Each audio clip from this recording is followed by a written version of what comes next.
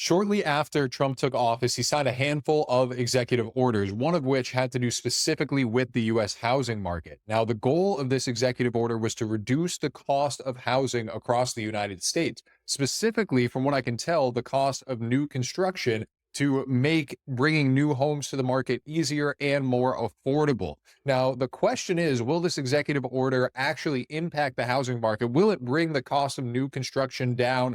Or will we see nothing change and everything remain as it is? Now, the short answer to that question is I think nothing's going to change. I think everything's going to remain the same. As we'll dive into later in this video, the executive order doesn't have any actionable steps. It's written with vague language stating that we must remove any unnecessary barriers to housing, but it doesn't say what barriers we can remove, what barriers are unlawful, what barriers are unnecessary. So, in my opinion, it doesn't give any actionable steps that will reduce the cost of housing or reduce barriers that some localities have, making housing more expensive. Now, at the same time, Trump is threatening tariffs with Mexico and Canada, which supply some of our building supplies here in the United States. So we have one executive order saying that we're hoping to reduce the cost of housing, and another executive order that may impose tariffs, which would increase the cost of housing. We're going to dive deep into what these executive orders are and how they could impact the housing market. But before we do, my name's Liam O'Reilly. I'm a realtor in Vermont with Jerry Riley Real Estate. If you have any real estate needs, whether it's in Vermont or across the country, reach out to me directly. I would be happy to help you. All of my contact information is in the description below for you. So let's get into the first article here. Okay, the first article that we're going to look at is actually from the White House itself, and it's the direct press release about this executive order. Now, the first 75% of this executive order or this press release talks about the failures of the Biden administration. In my opinion, it's just a bunch of political fluff. And the meat of the executive order is highlighted here. And I'm just going to read it to you so you understand exactly what was said. I hereby order the heads of all executive departments and agencies to deliver emergency price relief consistent with applicable law to the American people and increase the prosperity of the American worker.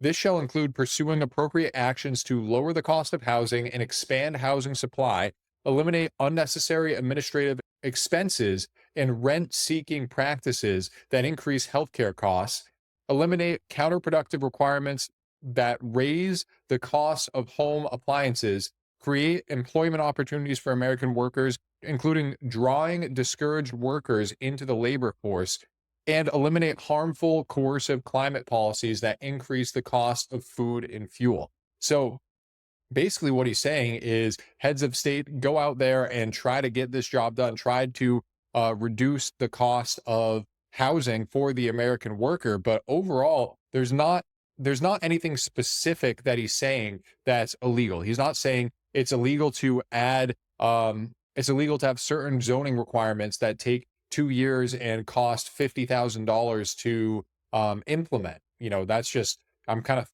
throwing these timelines and numbers out of thin air, but the zoning process and planning boards, they do take some time, and they can be quite expensive if you bring a new subdivision to the market, at least certainly here in Vermont. Something along those lines, I think, would reduce the cost of housing throughout the United States. Or if you said any 10-unit subdivision or lower cannot be restricted as long as the lot size is over 10 acres and it has the appropriate wastewater permits, all those subdivisions have to be approved. Something like that would drastically reduce the cost of housing. But something vague like this that doesn't have any actionable steps to reduce the cost of housing, it's not really going to do anything.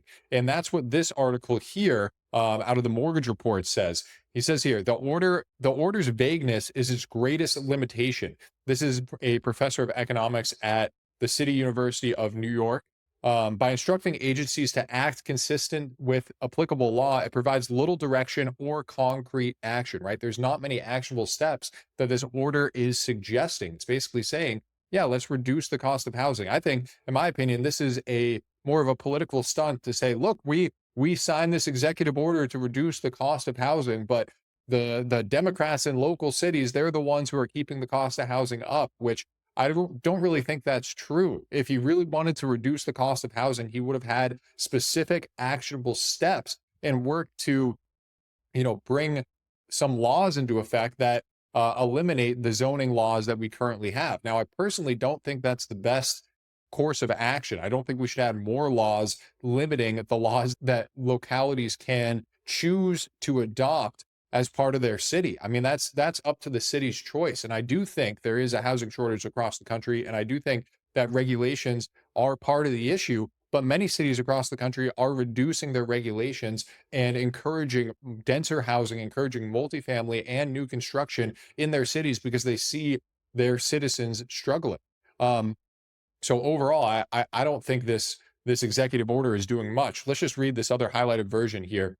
A stronger version of this order would set specific targets, such as reducing the regulatory cost percentage by a set amount within a defined time frame, or identifying specific federal regulations to streamline. Now, most of the regulations involved with building are not federal. They're done at a local level. They're with the planning and zoning boards. Each town has different restrictions and different requirements and different zoning maps in their individual town or city. So the federal government doesn't have a whole lot of influence and can't really cut their regulations to reduce the cost of housing significantly.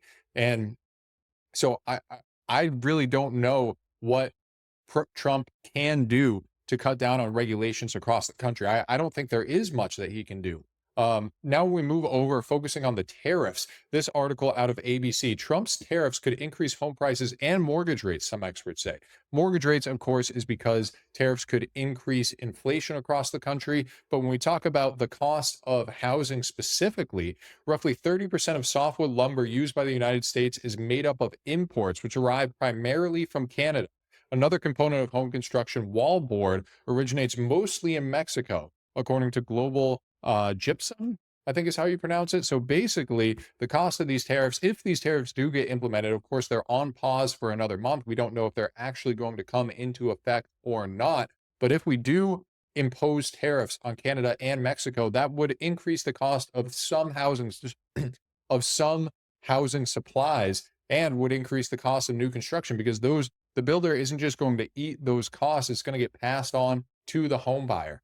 Now, to wrap up this video here, when I made a video before Trump got into office, I mentioned that his plans are some of his plans in relation to housing contradict each other, right? He had plans to reduce regulations and to open up federal land for building to help reduce housing costs across the country. But he also has plans to add tariffs, which would increase the cost of imported building material to the United States. So right now, based on these two executive orders, it seems more likely that these specific actionable tariffs, 25% tariffs on Canada and Mexico, those are very specific actionable items that Trump is working towards bringing to the United States. Now, we don't know if it's actually going to happen or not, but at least it's an actionable step. This housing executive order to reduce the cost of housing across the United States, in my opinion, it's too vague. There isn't any action to that executive order. There's nothing concrete in there that's going to reduce the cost of housing. So overall, I mean, just looking at these two executive orders, it seems like the tariffs would increase the cost of housing and the housing executive order won't do anything.